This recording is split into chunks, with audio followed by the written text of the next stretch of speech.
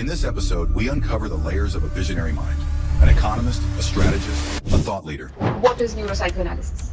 Neuropsychoanalysis as a whole is the study of how our brain affects our feeling and our decision. If you had to write 3 new policies and present it in the World Economic Forum, what would they be? The first and the most important one, putting ethics in the top of the priority. The second one is to create joint value creation. The last one, I think that everyone in this planet should be educated and to learn about other cultures. If you could point out one mistake every entrepreneur makes in his business, what would it be? One thing every entrepreneur should have is the purpose. Purpose is a must. He's shifting paradigms, redefining success, and challenging the norms. What is more powerful in decision making, data or the gut feeling? At the end of the day, it's only gut feeling. So one piece of advice you would give for a broken heart.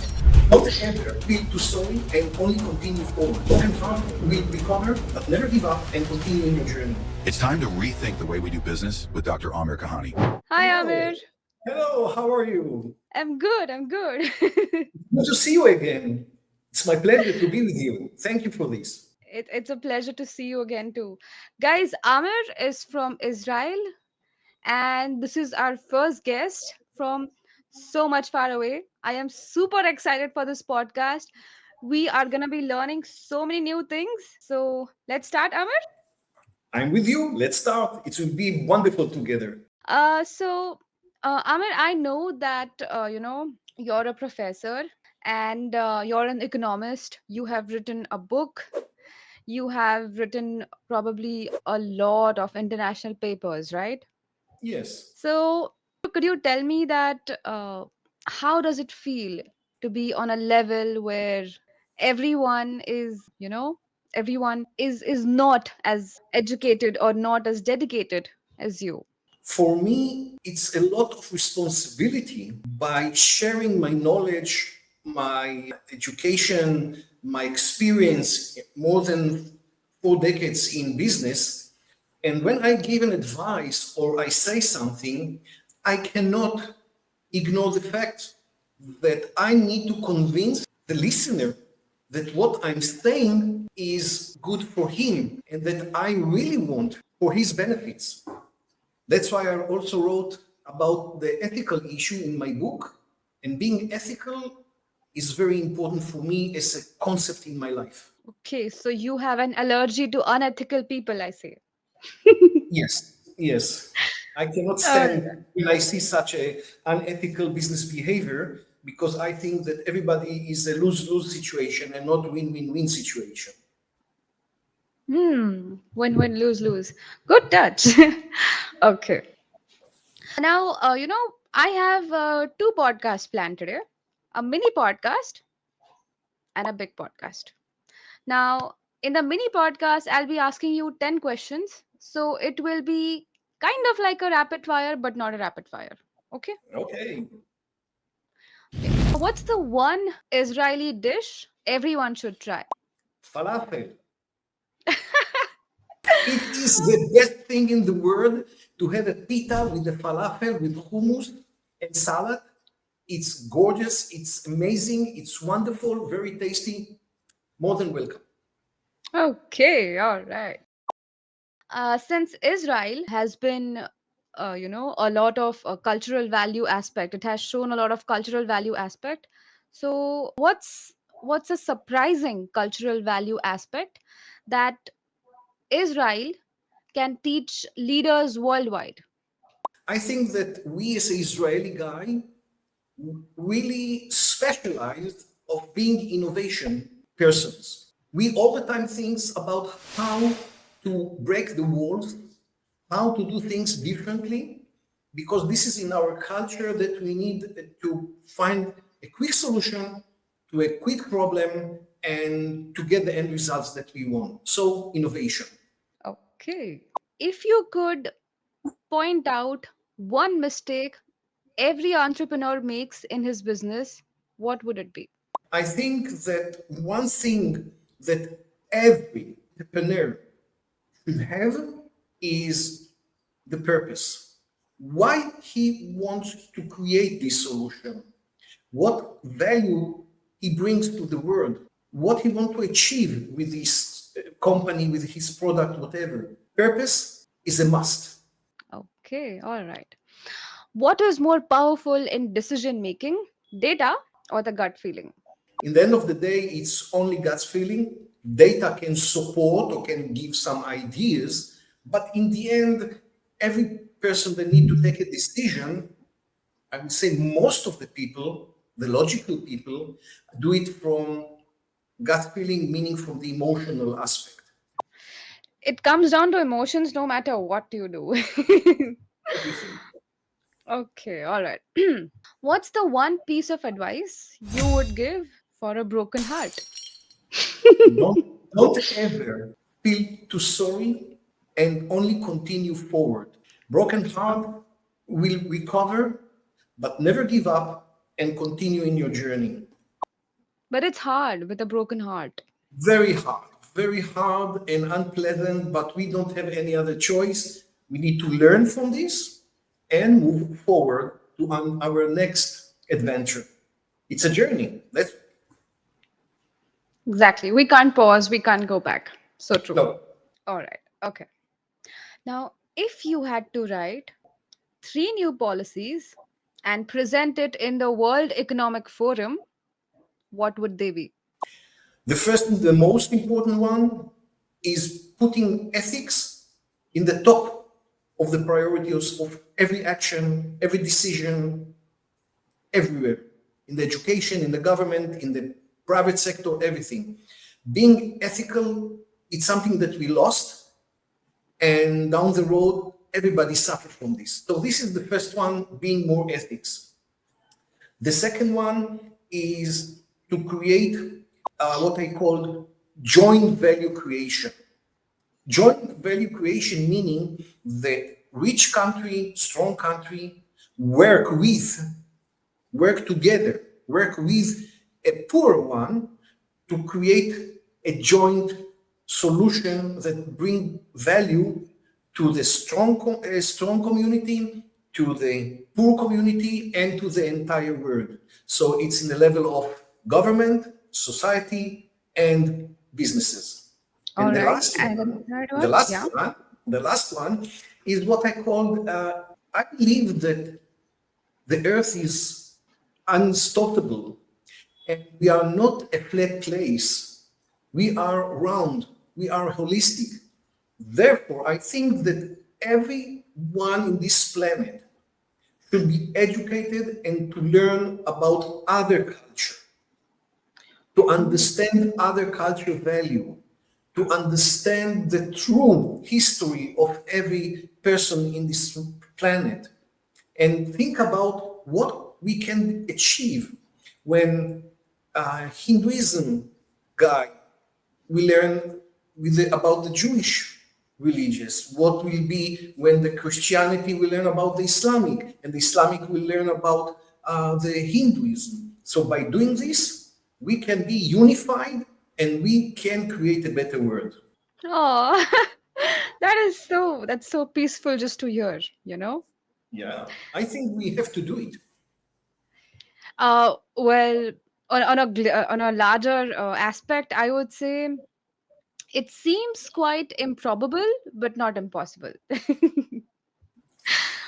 I think that it's a must. That's my opinion. If I was a leader, I think that with those three fundamental aspects, I truly believe that we all can create a better world. And in the end of the day, what we are looking for, what type of word, what kind of word we are leaving to our next generation. When I see my grandchildren, I ask myself, what kind of word they getting into? Unfortunately, it's not a pleasant place to live. So we needed to make the change. You actually made a great point, because your first answer proved that if everything should be ethical, there would be no corruption. Your second answer would be if you have to lessen down the gap between the rich and poor, that means there'll be no poverty. And Yeah. your third answer moves to intercultural aspects where everyone should, all the cultures should, study about each other. That means everyone should understand the pros and cons of each other's religion. They will respect each other's religion. It's like, Three rules. Yes, but in the end, it's only one rule. Everything is tight connected together to the end results. And for me, the end results is create a better place to live.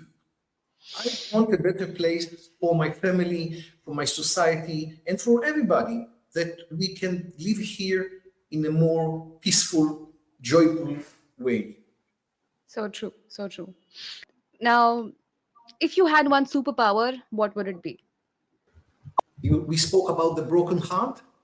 Mm-hmm. I have a superpower. I will be delighted to know, where is my lover one? Where should I find the one that will be my partner, and what she is really feels inside her heart. Oh, okay. All right. So only your loved one, or would you like to know what all women think? Let's start by my loved one. Okay. You can't bear what all women think.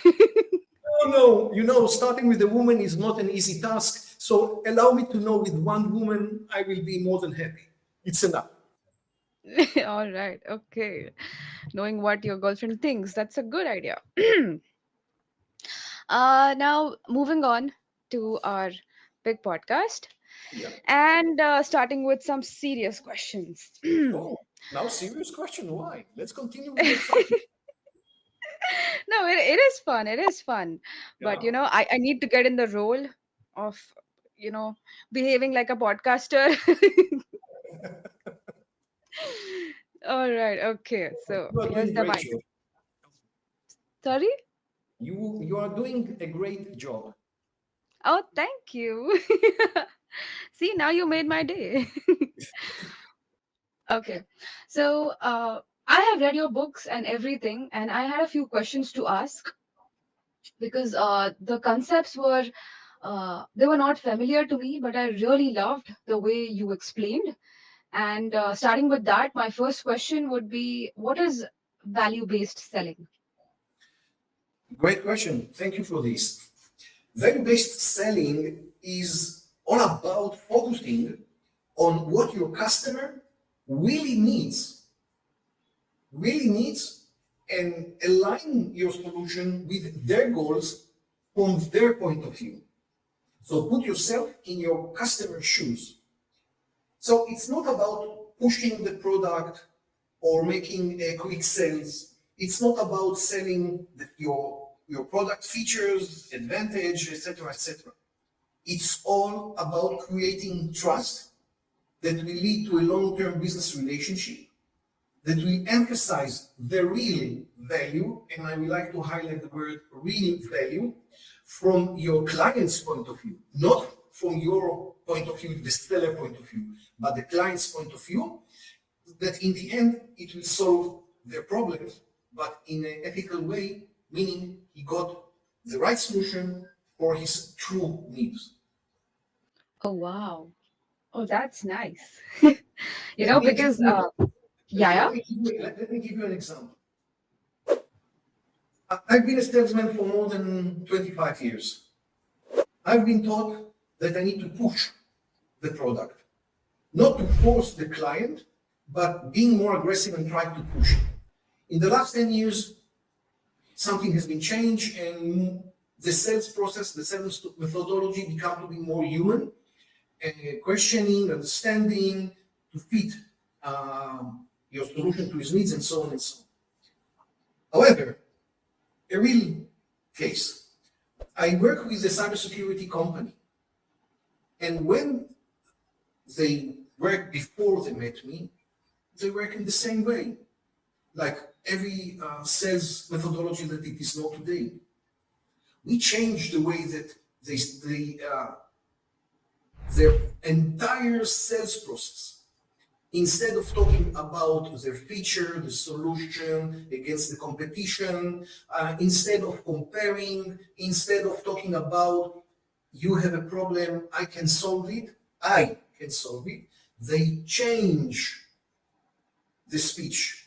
They ask their clients, what is your goals in front of your business, in front of your clients? And when their clients, share with them their problems in front of their clients, they was able to create a solution that fits entirely to the customer, the paying customer needs and wants. They spoke about value from their customer point of view in front of his customer. And Oh, that's changed completely the speech, completely changed the process. Now I don't sell to you, Mr. Paying Client. I'm working with you. I serve you in front of your clients. wow. That's a new aspect I did not know about. So, for example, One eternity later. if I came to you for your help and you want to sell me something, you'll be like, Richika, what are your goals to get more clients, or what are what are the goals for you to solve the problems of your clients, right? Yes, yes, because I will ask you, who are your clients? I'm learning in the beginning by ChatGPT, but I will know who are your clients, what is the market that you are staying in, what are your business challenges. I will ask you what are your business challenges. And when I speak to you, not as I want to sell you, I want to serve you in order that you will be able to reach your business goals in front of your clients. It's a completely different sales pitch. See, ethics is like dripping from your answer. Everything is true. The reason is very simple. By doing that, we can create a situation that, first of all, trust. The buyer knows that I don't want to push something. I'm really interested to help him to stand in front of his business goals, in front of his clients. It's a trust, it's a long-term relationship, and we get a win-win-win for everybody. I sell more, the buyer buy more, and his clients earn a better solution. Wow. See, that's a very long line of cycle for value-based selling. Now, what I was curious about is exactly what niches is value-based selling used in? It looks like that value-based selling is very known in the high tech. However, I use this methodology and I implement based on my advanced value-based selling approach. I implement this in various type of industries, from traditional industries, high tech, self-employed, and companies with 500 employees. Everything is the same. All right. Okay. And any specific niche you would tell me? Now, let's say I understood IT is there. With traditional, I could say the retail, people. Everybody, Okay. every industry, because as far as my understanding, when you have face-to-face selling, and when you have your own customer and they have their own customer, everybody can use and implement the value-based selling. Of course, it's not 100% the same. I adopt my concept based on the customer and the customer needs and the customer market. However, the concept is sell value, not product. And it's right for retail. You sell a shirt. Actually, you are not selling a shirt. High tech, you are selling a medical device for hospital. No, you are not selling this. Those are the tools to solve a bigger problems. Those are the tools that your customer use this tool to achieve his business goals. Wow. See, this is like, again, peaceful and harmonious. I just don't Yes. take care of my clients, I take care of the clients of my clients And the society as a whole. and the society. And everyone has ethics. Yes, of All right. course. Okay.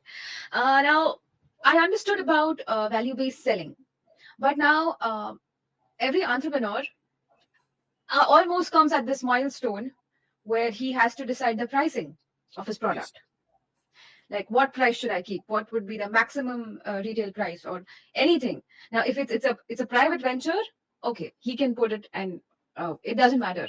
But if it's something under government section, or if it's something like under an MRP, like this is the maximum resale price you can put up under. In both the aspects, having a pricing is very it's very confusing.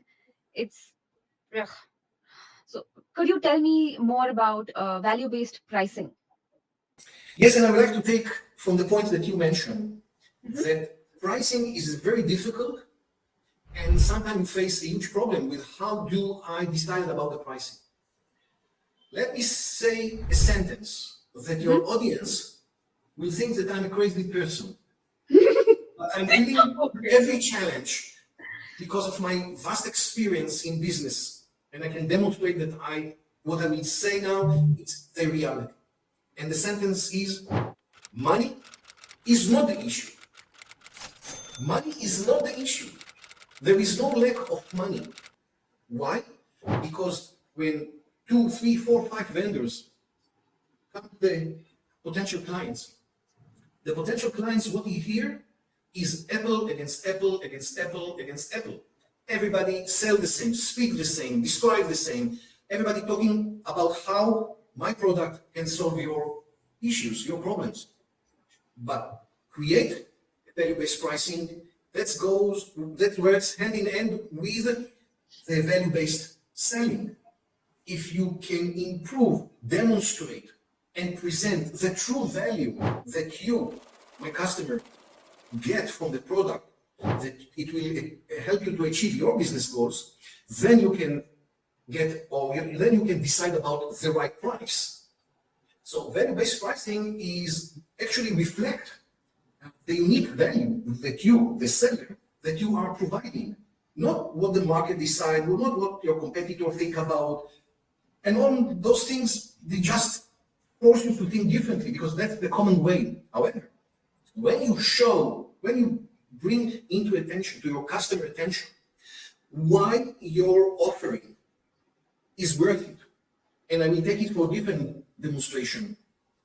When I teach and escort businesses, the salesperson, the organization, reach to a point that in every sales, he demonstrates to his clients that the value in money terms, in money, monetized value, I have the tools how to convert value into money.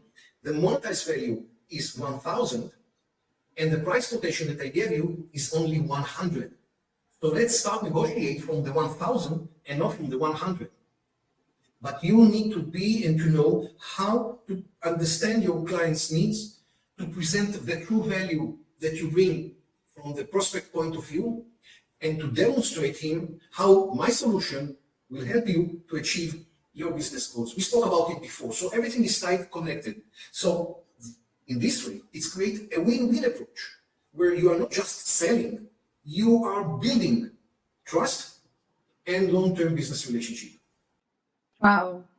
See, that's a different perspective. What people don't generally follow, they don't generally bother to know. All they do is just keep on bargaining up to a point where they think that this is comfortable for my pocket to go out, Yes, and they but go forward with it. think about it differently. Everybody said there is not enough money, Okay. but I can assure that money can be found if the CFO or the one that in charge about the budget will understand how your solution will benefit to my needs and will help me to be in a better place. Wow. But they're not so ethical. That's so Yes. true.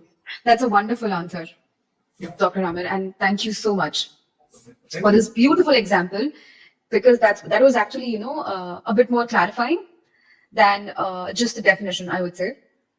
Now we are done with the buying, we are done with the selling. Now coming to the most interesting part, that is neuropsychoanalysis, the neurological approach of selling, right? Because when I want to buy something, what goes on in my head? What is the reason that I'm going to buy this, right? I actually wanted to, know this from the very basics, because usually when it comes to a neurological approach, to going to a neurologist, It is scary. Yes. So, my question to you is, what is neuropsychoanalysis? First of all, neuropsychoanalysis is a treatment method. Mhm. But what I did, I took the principle of neuropsychoanalysis and adopted it into the business arena, especially in the sales process. Now, neuropsychoanalysis as a whole is the study of how our brain affect our feeling and our decision. Because it's been proven that we as a human being decide 0.15 millisecond before we understand what we needed to decide. So meaning that the actual decision has been taken before everything started. In the Russia university, they did this research, and I truly believe that this is the right thing, because afterward, we all the time give explanation to ourselves why I decided X and not Y. So I took those principles of the 7 emotional pillars that psychoanalysis in the treatment process, and I took it into the selling process to understand what our prospect feel during the sales cycle. Oh, okay. All right.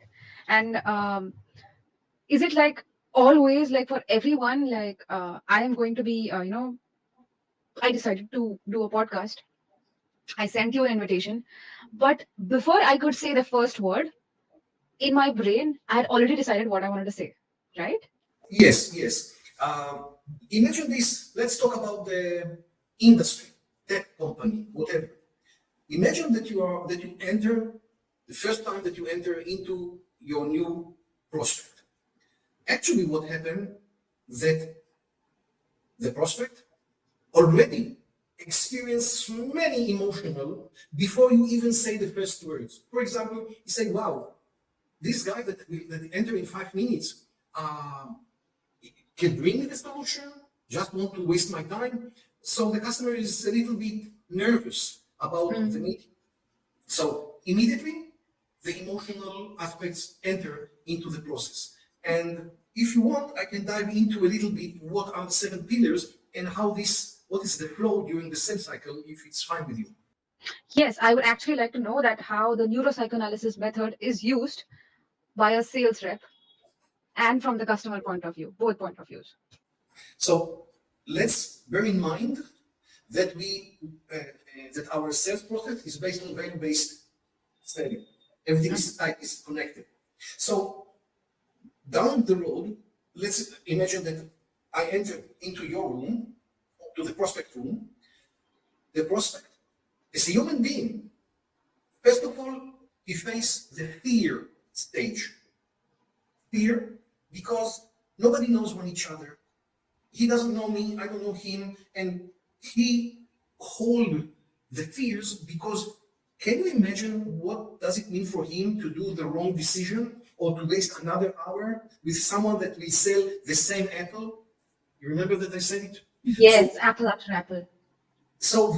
our prospects start with the fear feeling. That's the basic. By the way, the fear is the most motivated aspect that by feeling this, we start the buying process. Meaning the customer has some problems, he gets a fear that this problem will hurt his business, and then he start moving to the sales process. So the first pillar is fear.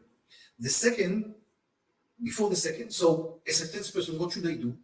I should be very empathetic. I need to listen very carefully. I need to present a good will. I need to enter to the sales process with a clear and clean heads that I don't want to sell him. I want to serve him. I don't want his money. I want to help him reaching his business goals, and then he will pay me back. I don't sell product. I want to sell him the true value of my solution. By doing this, the salesman move the prospect from fear stage to the seeking stage. Seeking is the stage where our feeling become to be more like I start more confidence, curious. I start looking for exploring possibilities. Why? Because the salesperson gave me the prospect, the understanding that he wants to work for my own sake, for my own benefits, and not for his pocket, meaning he will not get any commission because he sold me something. So we Oh. have fear, and then we have the seeking. When it's a process. After the seeking, what does it mean seeking? Try to imagine to yourself in the kindergarten when two boys fight on the ball, but in the end they become okay. I will give you the ball. I will take the bicycle. Meaning they are seeking for a solution. That's what happened in our brain. After our prospect feel more comfortable, we move to a care stage. What is the care stage? Our prospect truly understand that we, the salesperson, knows, understand very clearly his challenge and what are the criteria that he see as a success. Meaning, in the stage before, I need to interview him with the right question. It's an art, but when I guide companies, I give them the entire cookbook how to do it properly. So after the care stage, we start playing. My prospects feel more relaxed and enjoy, and we start dealing about what is your solution, what are the process, everything, but it's more joyful. And Right. then Okay. the magic moment, it's the last. This stage, both sides feel the attraction between two of them. The buyer understand the solution, the salesperson understand the buyer, there is a coherence, there is a great relationship and a goodwill to move forward. But in the meantime, it might be because we didn't do our job properly that our customer moved to a panic stage where some needs he wants to address. He didn't understand something from the customer, from the seller, excuse me. So the seller should be very, very sensitive to what happened on the emotion aspect of his buyer. And after this, close the deal. Now I return back to value-based selling and value-based pricing. You see that there is a process, a flow, that as a salesperson, I need to guide my prospect from fear through care from play until closing the deal. Now, most of the salesmen will say, it's nothing, there's no such a thing. He has concern, he wants to know A, B, C, everything is fine. But Right. unless you understand the emotional aspect, you will not be able to close the deal in the right way. That was actually, quite descriptive, very easy to understand.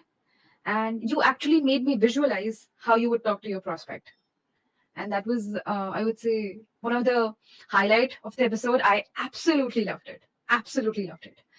Because as a person in sales industry, I would say whenever I go and speak with any prospect, definitely there are a few protocols to follow because we cannot just push and all. But when you explained it in such a manner, I guess fear does play a very vital role. Moving on to curiosity, to confidence, giving a chance and buying it, right? Opening the door. So, wow, Yeah, I that know is it's how. it's a long description, but it's not an easy task. It's not fast forward. We are talking about human beings and their emotions, and we as a salesperson, as a business owners, need to understand that we work with people like us, with a feeling that motivate them. Right. I completely agree with you. I just had, one last question. Now, the world is not going to be so ethical always, right? No matter how much value we are going to provide, somewhere down the line, we are always going to look more benefit for us. If I'm going to be selling you something and you to your customer, definitely I want that I will have uh, at least 60% of the profit margin and make sure you have 30% or let's say 50%, but less than me. And your customer will have 35%, okay, less than you. Now, coming to my question, is every time, not every salesman cares about emotions or fear. There are people, there are salesmen who try to go in the alpha mode, right? The alpha mindset. and they establish lot of authority. They are beaming with confidence, and sometimes they prey on vulnerable targets where they can prove them that why are you not buying this. And for some, I have actually seen people buying it again out of the fear, but not this fear was not converted to curiosity or something. This fear was, okay, fine, I'll buy it. That this fear was of missing out. This fear was of maybe he knows more than me, I don't know. The beta version of the prospect, when I become alpha, they become beta. There's also a sigma version of the salesman where he starts, initiates his conversation as an alpha, presents the data, and proves that this is the data, this is the the relevance of our system, this is the value we provide. If you buy it, good for you. If you don't buy it, not a problem, right? That's the sigma version. People are more approachable to the sigma version, right? Now, when you talked about your neuropsychoanalysis, which version do you think does not follow it? According to me, I think the alpha mindset salesman, he would not follow it more. All he wants is to close the first sale. He does not want a long term relationship. He is best in doing one time closing sales deals, right? Are there any any cheat codes to play with a person's fear? I can say that after, as I mentioned before, like 4 decades in sales arena, I believe that an excellent salesperson combine couple of character types that you mentioned before, but it is not only about closing this deal. Let's think about the lifetime value of our customers. Will he continue working with me, or he become to be more afraid and he will do only one transaction and will vanish? Do I want to create a situation where I will be able to sell to him in the right price that I charge, that he will be in the win situation and I will be in the win situation and the society will be in the win situation? Yes, it is possible. To reach this goal, salesmen should adopt ethical sales behavior that combines the entire types that you mentioned before. Sensitive, aggressive, strong, weak, but being ethics and play based on the 7 billion of neuropsychoanalysis, play with what you are doing right now, which character type you right now, that's the secret. Okay, all right. I think that was mesmerizing and a delightful answer. Plus, I actually got to go into depth in neuropsychoanalysis, knowing not the 7 pillars, but some of the pillars. And you know what? I really think that whatever knowledge that you have, it is not going to be enough for just one podcast. And I think that we should plan a second podcast. What do you say? I'm more than happy to do it with you. Oh, thank you. See, there's a festival in India that is known as Sankranti. It's today actually, and everyone talks with everyone very sweetly today because of the festival. It's kind of before the New Year type, but it's like just the winter is over and the summer is starting, and uh, you give people sesame seeds and jaggery as as a tribute, as a thing of peace between each other. That let's forget what happened and let's talk sweetly with each other. And I would say that on today's occasion, this was the sweetest thing, the sweetest podcast I ever had. And thank you so much from the bottom of my heart for joining me on the podcast and for sharing your tremendous knowledge with such simplicity. No complicated words, no nothing. Very basic and very impactful knowledge. Thank you so much. Thank you. Thank you for allowing me to take part in this podcast. I hope that people that will hear and see this podcast will be able to capture the essence of my concept, implement this for their own benefits, for the customer benefits, and for the stakeholders and society benefits. Of course, I really hope that they will. Thank Uh, you. before leaving, Amir, any last words for the audience? I will say one sentence. You want to succeed in this modern life? You want to leave a mark in the society. You want that your family will say, wow, he creates something great for us, for our wealth and health, and to the society. Think differently. Don't use what you know today. Change your perspective. Move on and think about the value chain, the entire value chain, in a way that all the parties will be able to win and you will take part in the society well-being. Wow. Wow. That is just so, so humble and so kind, I would say. Anyways, thank you so much, Amir. And guys, if you loved the podcast, please, please, please like, share, and subscribe. Okay? Peace out. Thank you.